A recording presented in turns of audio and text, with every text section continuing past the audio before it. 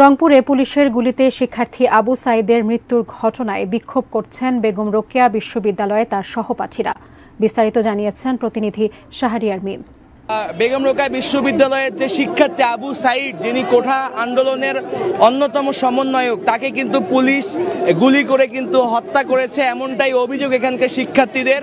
এবং সেই সাথে কোঠা আন্দোলনরত শিক্ষার্থীদের ওপর কিন্তু বর্বরোচিত হামলা চালিয়েছে এখানকার পুলিশ। এবং সেই সাথে কিন্তু রাজনৈতিক বিভিন্ন দলের যারা ছাত্রলীগ এবং এছাড়া অঙ্গ সংগঠনের নেতাকর্মীরা, এমনটাই কিন্তু অভিযোগ এখানকার শিক্ষার্থীদের। এই সংঘর্ষে সাধারণ শিক্ষার্থী, পুলিশ এবং সেই সাথে ছাত্রলীগের নেতাকর্মী সহ এবং সাংবাদিক সহ প্রায় অন্তত 50 জনেরও বেশি আহত হয়েছেন।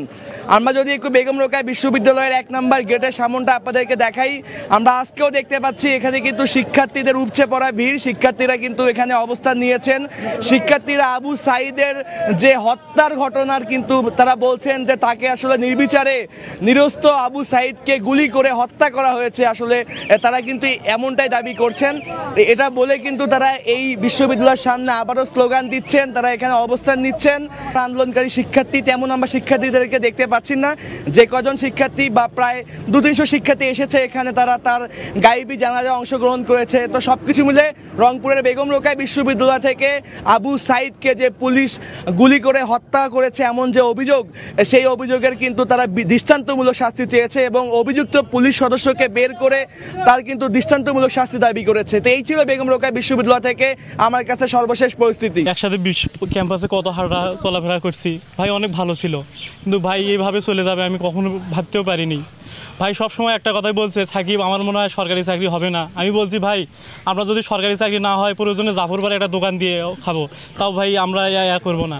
ভাই বলছে আমার ফ্যামিলি ব্যাকগ্রাউন্ড খুব খারাপ, আমার একটা সরকারি চাকরি করতে হবে, বাড়িতে আমি কথা দিয়ে আসছি আমার একটা সরকারি চাকরি করতে হবে। ভাই এভাবে শহীদ হলে আমি কোনোভাবেই মেনে নিতে পারতেছি না।